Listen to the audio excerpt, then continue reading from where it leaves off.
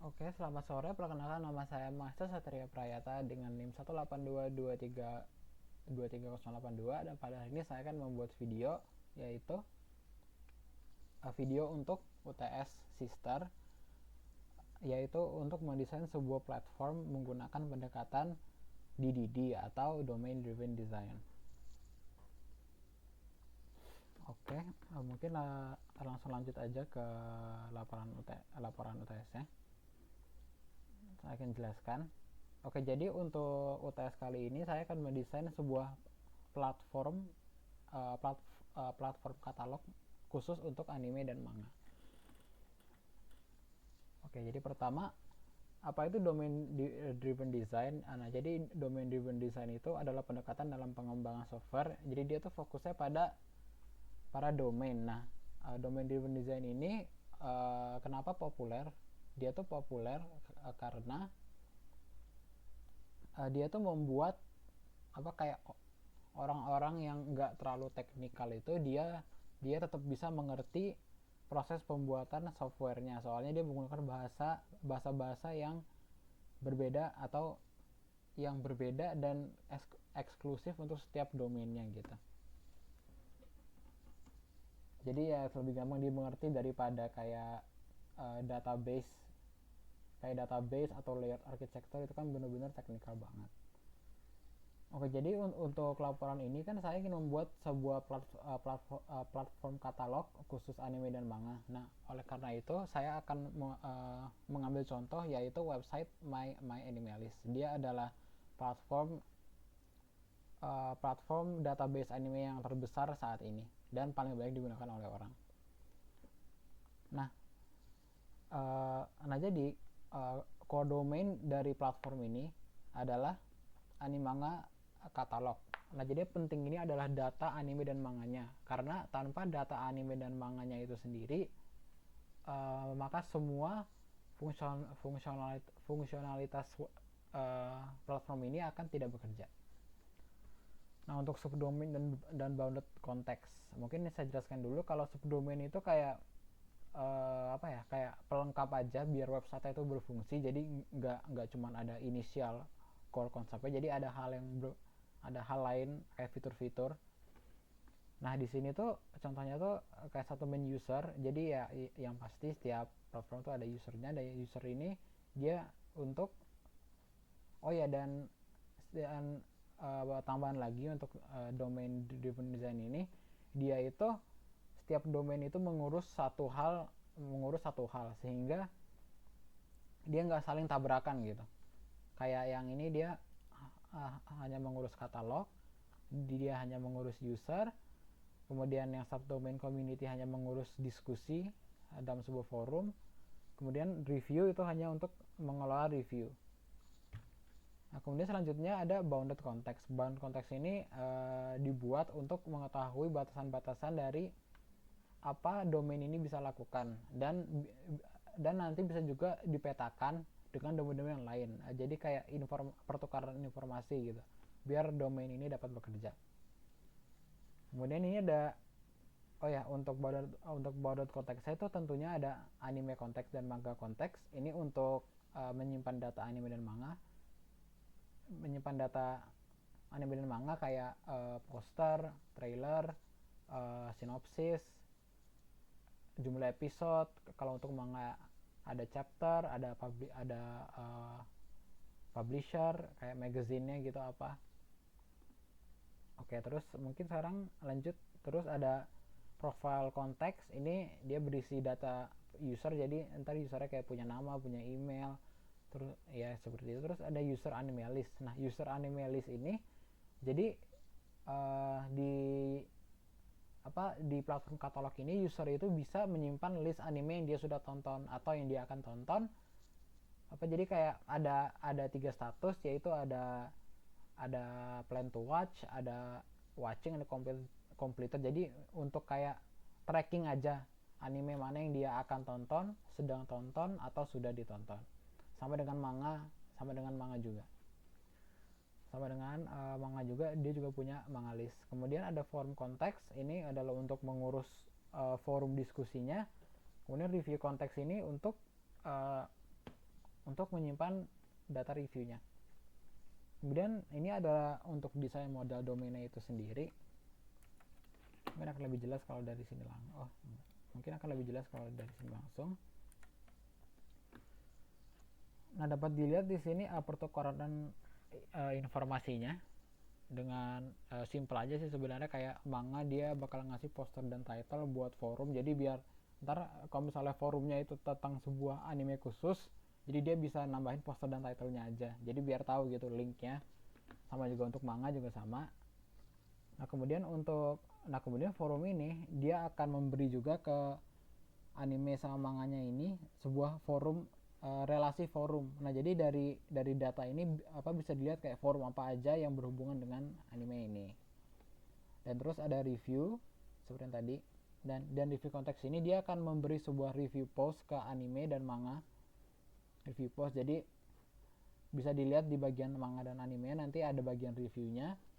Nah kemudian review juga memberi data ke profile berupa review post dan data. Jadi nanti usernya itu bisa lihat oh jadi si ini tuh udah review anime apa aja, udah review manga apa aja gitu. Nah terus selanjutnya untuk profile konteks tadi udah. Oke, forum discussions ini juga sama kayak review post and data tadi. Jadi dia kayak ngirim informasi, jadi bisa tahu kayak user ini itu pernah berdiskusi di forum apa aja gitu. Nah kemudian selanjutnya di user tuh yang ada user anime list ini, dia jadi nanti di manga sama anime itu ada data average rating. Nah average ratingnya itu didapat dari kalkulasi hasil dari user rating. Jadi hasil kalkulasi jadi user rating, total user rating per jumlah user yang memberikan rating ke anime atau manga ini. Nah kemudian untuk anime atau manga konteks dia akan memberi sebuah poster dan title. Ini untuk di display di anime listnya itu sendiri. Ini mungkin akan langsung saya contohkan aja di website sama anime listnya. Kayak tadi mulai dari review. Nah bila pergi ke tempat anime ini dapat dilihat review di bawah sini, kayak review orang-orang, ada yang recommended dan lain-lain. Salah. Kemudian di sini. Kemudian untuk community forum ini bisa dilihat di sini forum kayak ini recent forum discussions, ada banyak banget forumnya. Kemudian ada user, kalau user ini ya profile biasa, ini kayak ini profile saya sendiri, jadi bisa lihat kayak stats, anime stats, terus bisa tadi ini untuk kayak user anime listnya bisa dilihat. Jadi ada list, jadi ada title sama ada gambarnya. Nah terus ini ada manga list, sama tapi untuk manga sebenarnya sama aja. Oke, mungkin kita balik lagi ke sini. Oke, mungkin itu untuk visualisasi awalnya. Oke, nah selanjutnya itu akan ada pemetaan entitas dan value object pada core domain. Nah jadi untuk penjelasan awal, kalau entitas itu bisa diganti-ganti lah istilah. Jadi dia nggak pasti.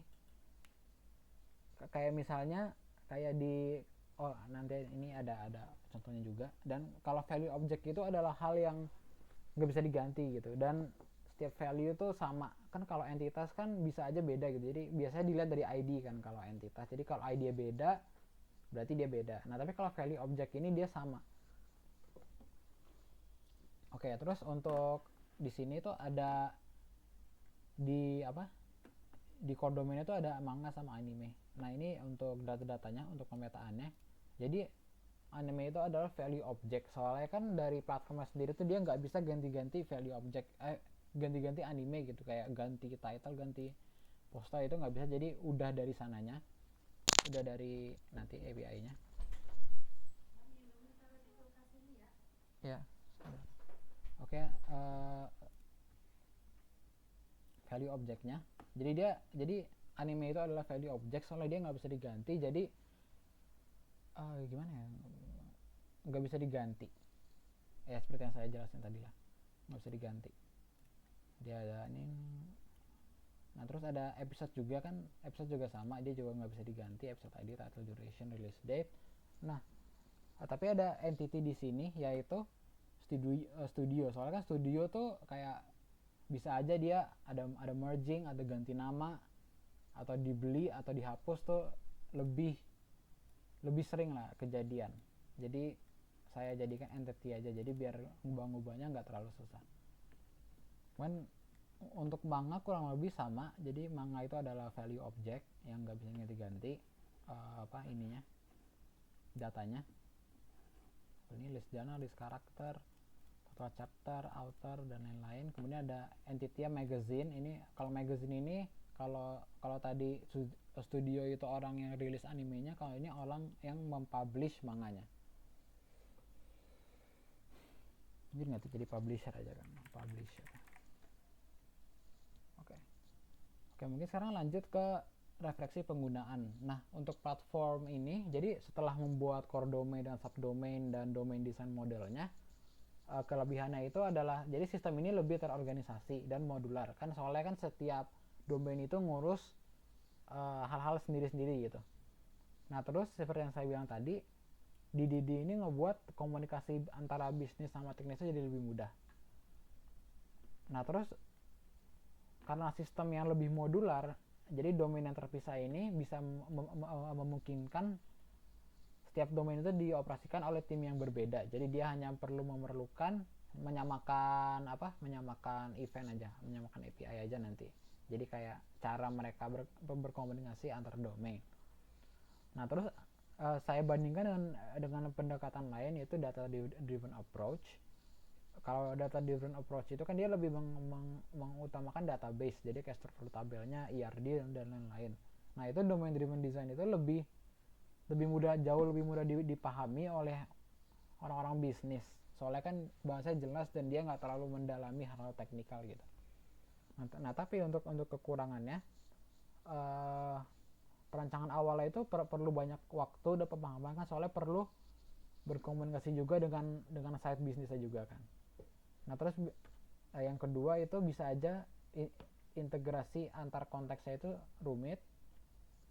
Kemudian yang ketiga ini saya bandingkan lagi dengan data driven approach. Soalnya sebenarnya kalau menurut saya untuk platform katalog ini tuh sebenarnya paling cocok menggunakan data driven approach. Soalnya kan dia kan yang penting itu database anime sama manganya kan. Jadi menurut saya lebih penting, ya lebih bagus menggunakan data driven approach. Nah tapi karena ini menggunakan DDD, mencoba menggunakan DDD, jadi ya nggak apa-apa menggunakan DDD aja dulu.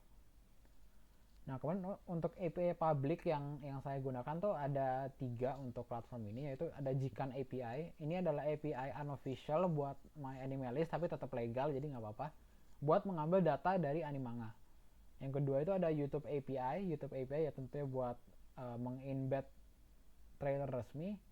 Kemudian ada TMDB. TMDB ini tuh sebenarnya The Movie Database.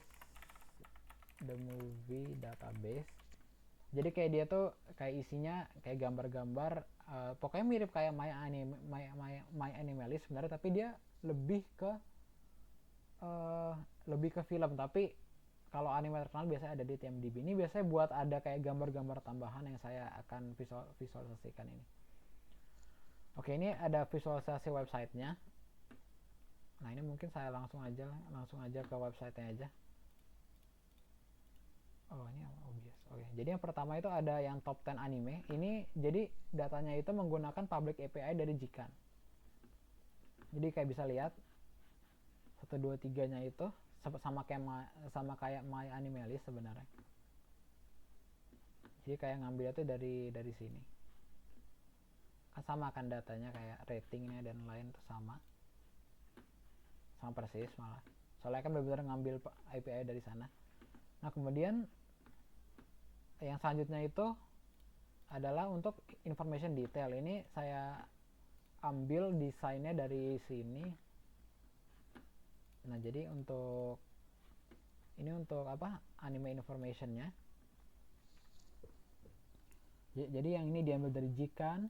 Terus ada YouTube. Ini sepertinya YouTube itu lagi error, API key-nya, soalnya saya sudah buat API key di sini, udah enable API key-nya.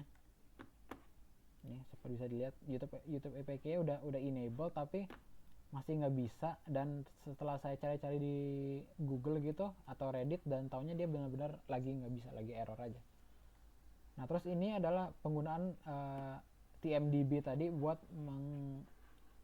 naruh gambar-gambar tambahan aja biar lebih bagus. Oke, mungkin itu untuk penggunaan API publiknya. Oke, selanjutnya mungkin saya akan jelaskan skenario bisnis. Jadi di soal UTS itu disuruh untuk mengambil satu skenario bisnis antar dua subdomain. Nah, untuk ini saya akan mengambil sebuah skenario bisnis di mana user mereview sebuah anime manga. Jadi review ini kan dikelola oleh review konteks. Nah, jadi nanti si review konteks ini dia bakal menyimpan data review, kayak tanggal review dan anime manga yang direview. Nah, setelah review dibuat, dia akan mengirimkan informasi tersebut ke user biar bisa update profilnya, biar tahu kayak user ini udah nge-review apa aja gitu, nambah aja. Nah, untuk konteks mapping itu sendiri yang paling sesuai, kalau sesuai dengan skenario bisnis itu adalah open host service. Jadi dia pola di mana satu konteks menyediakan API atau interface publik agar konteks lain bisa berinteraksi langsung dengannya melalui kontrak yang disepakati bersama.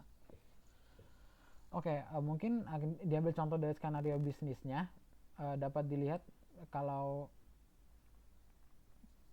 review konteks ini berperan sebagai penyedia event publiknya atau API publiknya yang dapat digunakan oleh user konteks. Nah, jadi saat user membuat review baru, user konteks mempublish sebuah event bernama user posted review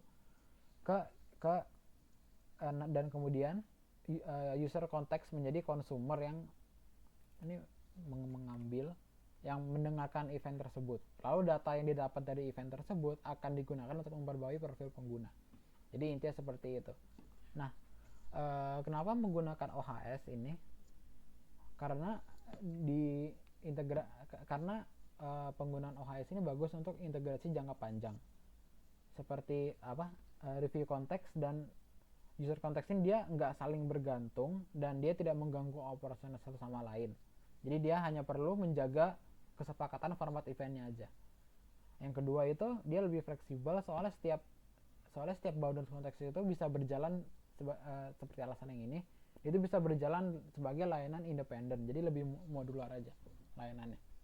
Nah, sama jika ada satu konteks yang sedang rusak, dia tuh bisa eventnya itu bisa disimpan di event bus, misalnya kayak Kafka atau RabbitMQ, biar datanya nggak hilang dan bisa diproses nanti pas konteks yang udah rusak itu bener lagi.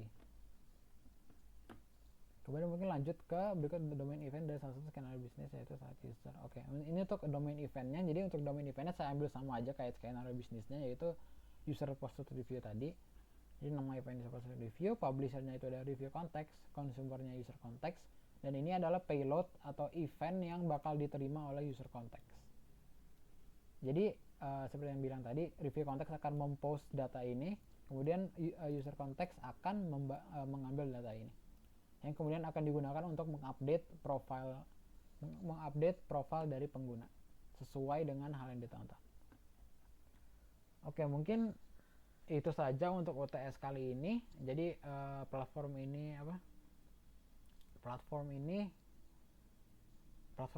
katalog khusus untuk anime dan manga. Jadi aku menggunakan MyAnimeList sebagai contohnya gitu. Oke, mungkin sekian dari saya. Terima kasih.